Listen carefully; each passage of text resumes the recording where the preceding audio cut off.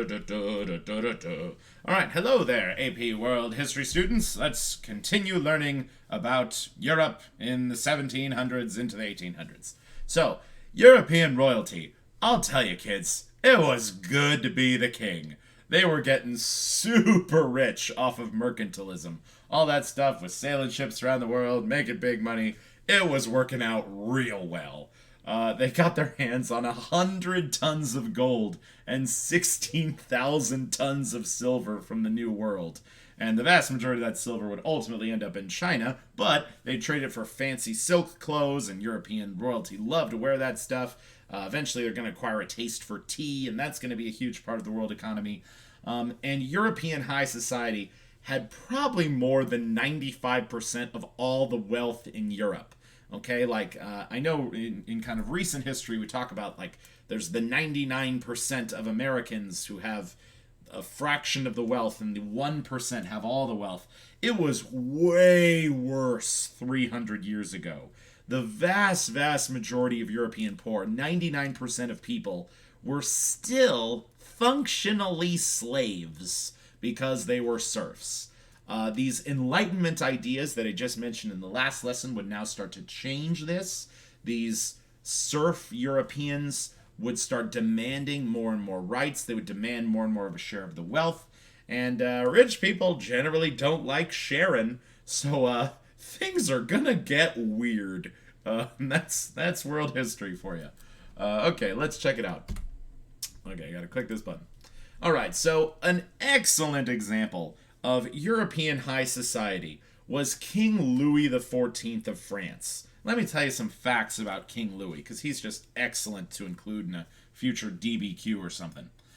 He holds the record for the longest ruling king at 72 years. He was there for basically the entire of the 1600s. Louis XIV had literally the best life. Built the Palace of Versailles, ate whatever he wanted, had 45 kids, held complete control over his country, and so many of the Enlightenment thinkers continually brought up the life story of Louis XIV. And some people liked the guy. Most people were jealous, envious, hated the guy because he literally took 25% of all the money of France and spent it on himself. Pretty ridiculous because the vast majority of his people were functionally slaves. I mean, he operated the island of Haiti during this whole time, which was the biggest slave island in the entire world. So, not a nice dude when it came to treating his subjects well, but he was so removed from his subjects. He was just living in that fancy palace in Versailles and literally thought the whole world revolved around him. They called him the Sun King because he felt that his presence was the sun and the whole universe revolved around him. Not great. And actually, by the time he died, France was getting functionally broke, so wasn't working out well in the end. Okay, so that's Louis for you. And then another great comment to mention is the Habsburg family. I think they've already been brought up a couple times in other sources. But the Habsburg family, I think they started in Austria, but their family was just famous for marrying into all of the European royal families. And they especially took over Austria and Spain. And the Habsburgs, they made it happen, okay? By the time we get to the late 1800s, every single European king or queen will have Habsburg blood in them. And I think there still are, to this day, people with the last name of Habsburg that are really rich and famous and maybe even still leftover kings and queens in some European countries. And the thing is, though, the Habsburgs largely insisted that their children only marry into royal families. Well, when there's only a dozen major European royal families, eventually you're gonna run out of options. So a lot of Habsburgs started marrying their cousins and their uncles and nephews, and that's called incest.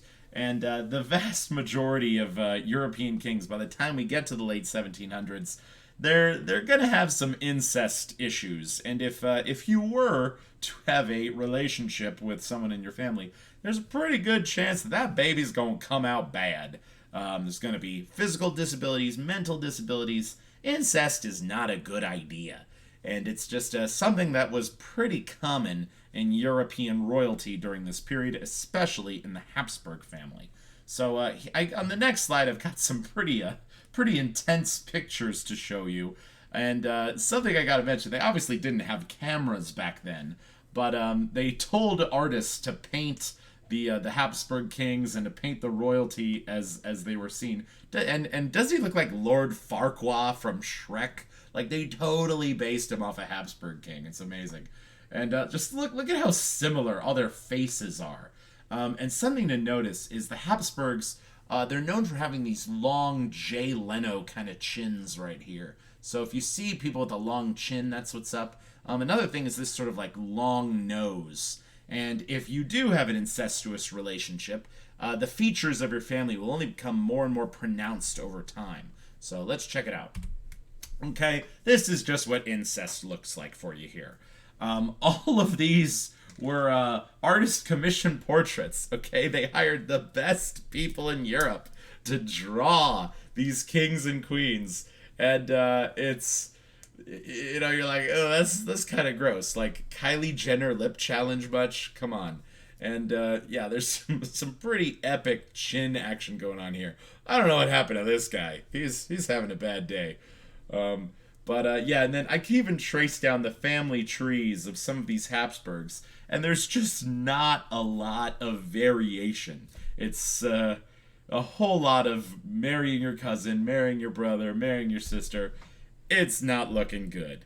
So you give these people all the money in the world and absolute power. They're not going to spend it in very intelligent ways, and the people of Europe are eventually going to fight back. Okay, the main event, the French Revolution. Let's let some heads roll here. Now, the College Board wanted me to just maybe briefly mention this and move on, but this is one of the most important historical events in the history of the world, so I'm going to deep dive into it. And it's the events I'm going to cover are between the years of 1789 to 1812, so this is really the turning point of the 18th century to 19th century, and it's just hugely important. So let's go ahead and do it. Here we go. So, by the time we actually get to the French Revolution, now Louis the 16th, the great-grandson of Louis the 14th, he's in charge. And by all accounts, Louis the 16th was just like his great-grandpa, but even worse, okay? So in 1789, he calls the people of France and says, I want even more money to build another Palace of Versailles and to have even more fancy parties for me and my friends. So representatives from all over France come, and Louis just expects the people to bow in his glory and behold the divine right of their king and just give more taxes so he can have a fancier life. But Louis the 16th wasn't a smart dude. Might be because his parents were related, just saying. And these Enlightenment ideas I mentioned in the last lesson, they were spreading all over Europe. Okay, and the common people were now a little bit more aware, like, this king's taking all this money from us, he's not really guaranteeing anything for us in return, you know, maybe the government should serve the people. So these ideas are going to come to haunt Louis the 16th real bad. And by the way, here's a picture of his apartment. Solid gold, okay? Just everything's gold, and he wants more. What a jerk.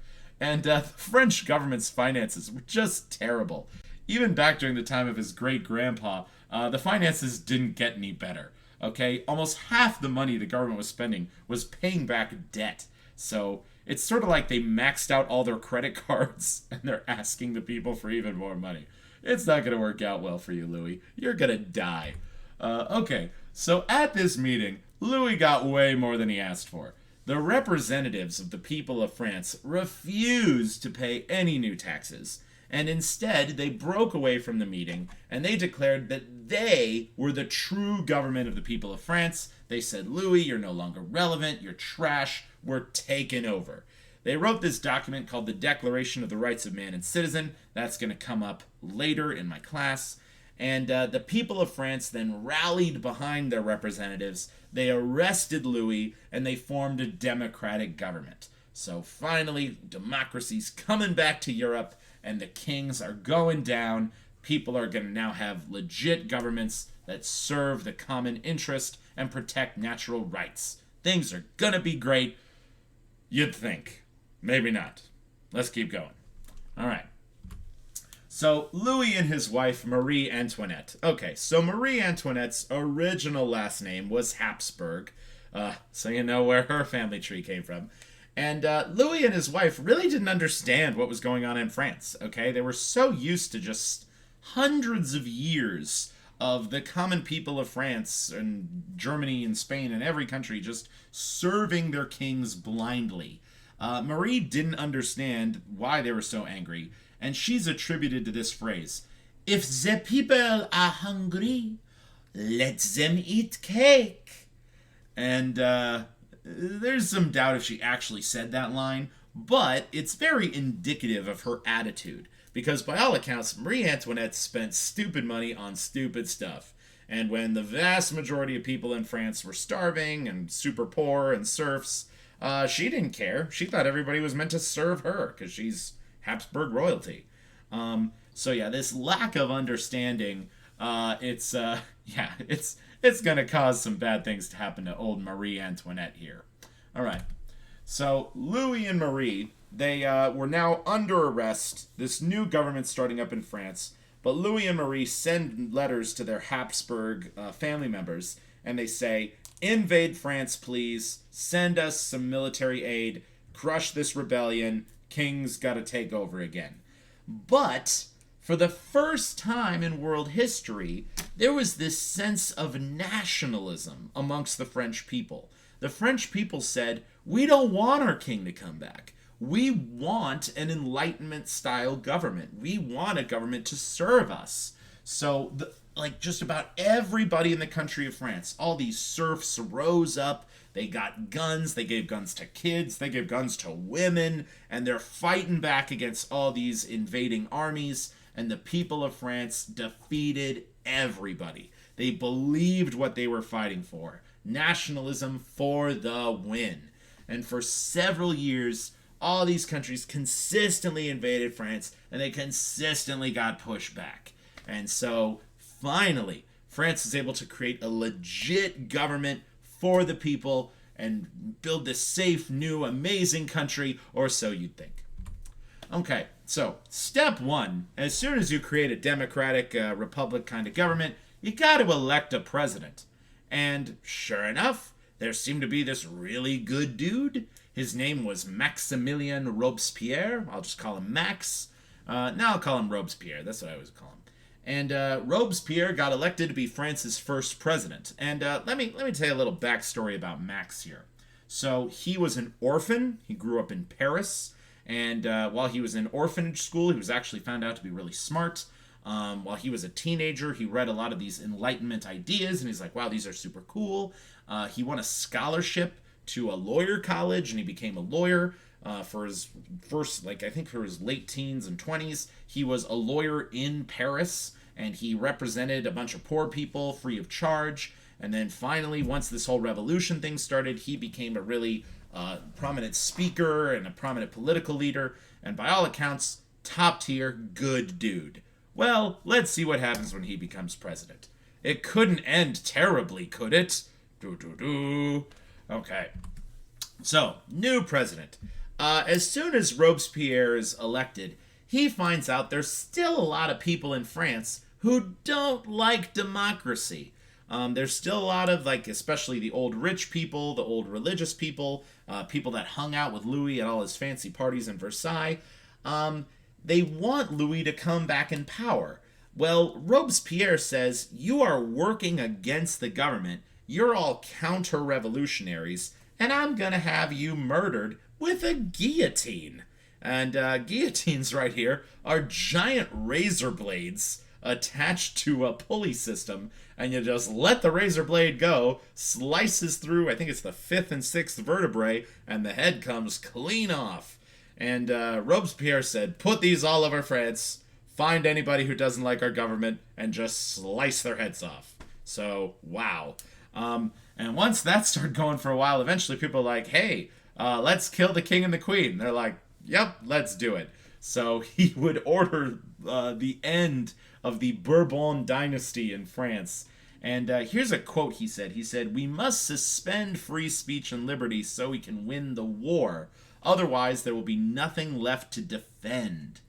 And, in his mind, it's like, it's this war of ideas, and these people don't agree with our Enlightenment principles, so we must kill them.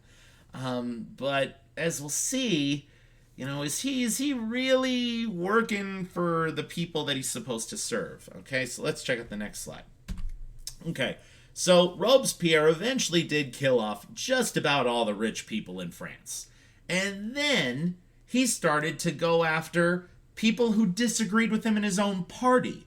Okay, like, you've already killed all the people you hate, and now this would be like the 2020 example of, Joe Biden killing Bernie Sanders and Joe Biden killing Alexandria Ocasio-Cortez. So we're fighting people within the same political group. And he's saying, now you're a counter-revolutionary, and now you're going to be executed too. So all these people who helped him get in power, but he didn't agree with 100%, he says, come on up, you're next in line for the guillotine. And he sends his dudes all over France. They start rounding up teachers, librarians, people that, maybe at one point said a nice thing about the king ever in their life, and he's killing hundreds of people a day. This period is called the Reign of Terror.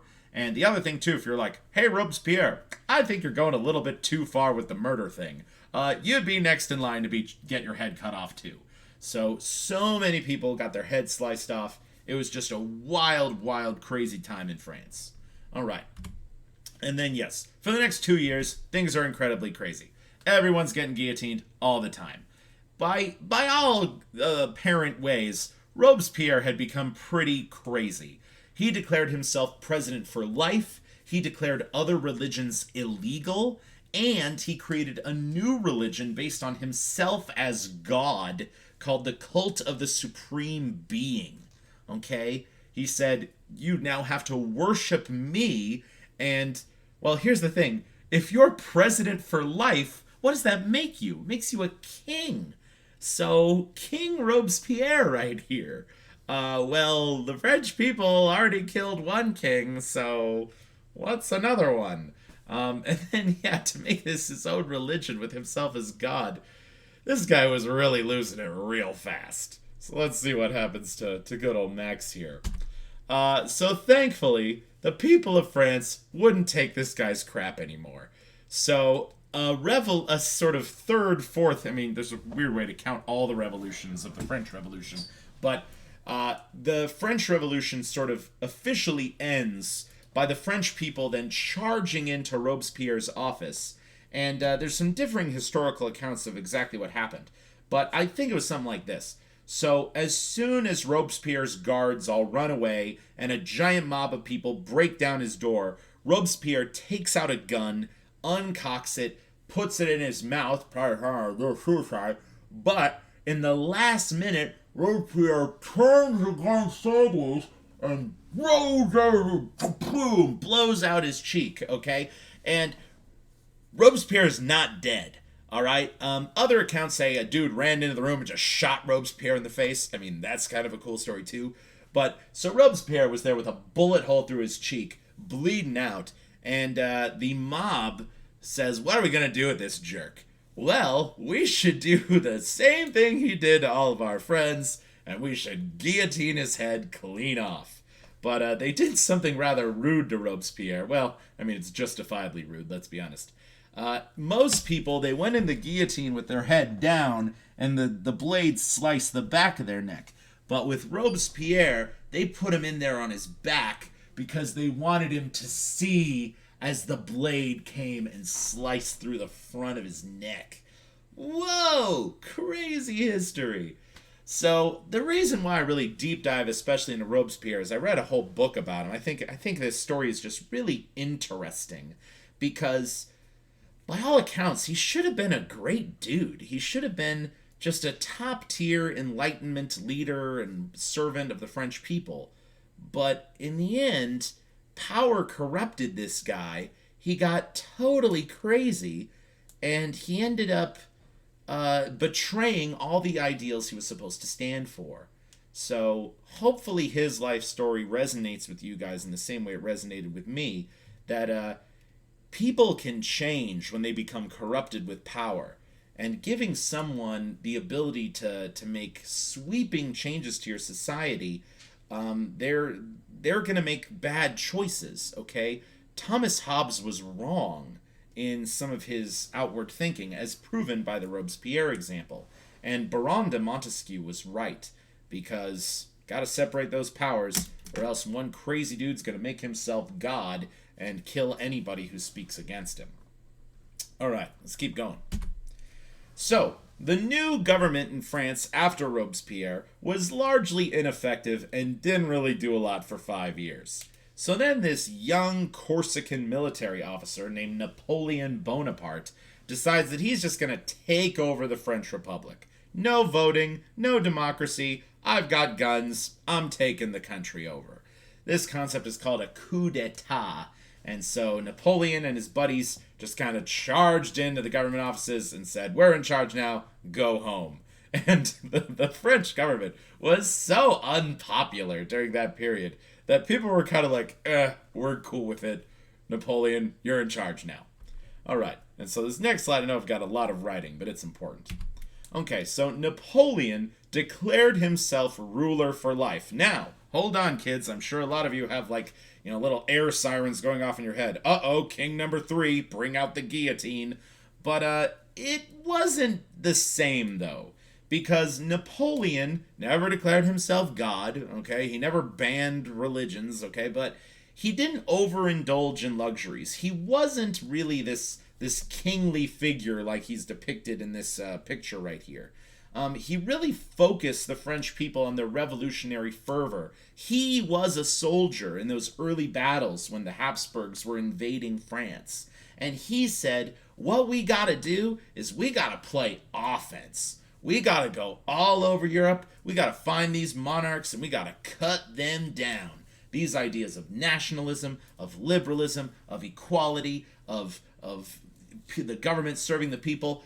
Everyone in Europe wants these ideas. People will follow us. We've got to take this on the road and just start knocking down every European country. And sure enough, Napoleon's strategy worked pretty darn well, because Napoleon started attacking the countries next to France, and everywhere he went, he was winning, and he took over so much of Western Europe, and everywhere he went, he said, people, I'm giving you liberty, I'm giving you a government that's working for you, and the vast majority of European people liked him and, appreciated the things that his aggressive army was doing, surprisingly enough.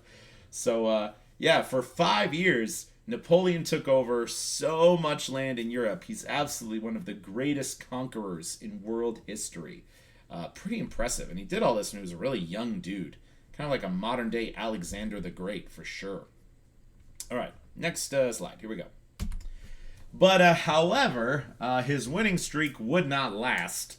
Napoleon amassed a huge army and decided to invade Russia during the winter. Well, I mean, when he first went in there, it wasn't the winter, but eventually he gets caught in there during the winter. It was actually the coldest winter in Russian history. Just terrible luck for Napoleon. And so many of his guys froze to death. They ran out of supplies. It was really, really awful. And Napoleon eventually tries one more time to rebuild this super empire, but he's defeated at the Battle of Waterloo, and I think he was only like 45 or something, so he was still a young dude. But then he gets sent to prison, and he dies on an island in the middle of the Atlantic Ocean. Britain finds a prison to put him in there, and they never let him out. So that's the end of Napoleon. Okay. And so even though, after Napoleon's military conquests, the kings come back, it wasn't the same. The French Revolution had dramatically changed the way that European societies would run for the rest of world history. People demanded representatives. People demanded governments that worked for them. People demanded education and proper rights and equality and property stuff. So much of these ideas of the French Revolution were then transported to every other European country, and absolute monarchs will never again return to Europe. Kings and queens aren't really as big of a deal anymore. Nationalism would then start to spread throughout the world, encourage people to create their own governments based on their own cultures. And I'll get into that in the next video. Peace out.